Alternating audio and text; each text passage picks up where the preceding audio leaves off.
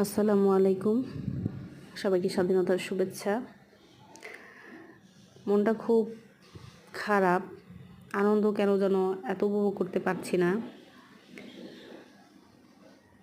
জনগণ যেভাবে গণভবনে, সংসদ ভবনে গিয়ে লুটতরাজ করেছে, এটা দেখে মনটা খুবই খারাপ।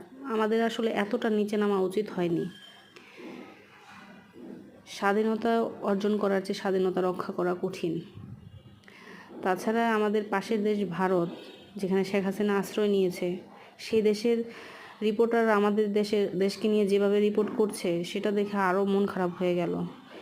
ছাত্রদেরকে, তারা সাধারণ ছাত্র জনগণকে বলছে জিহাদিবাদী, জঙ্গিবাদী, দেশকে আগুন জ্বালাও পোড়াও করছে। ভবিষ্যতে কি হবে আমার ভালো লাগছে না। সবার ভালো হোক। ভিডিওটা লাইক কমেন্টস করে দেবেন প্লিজ।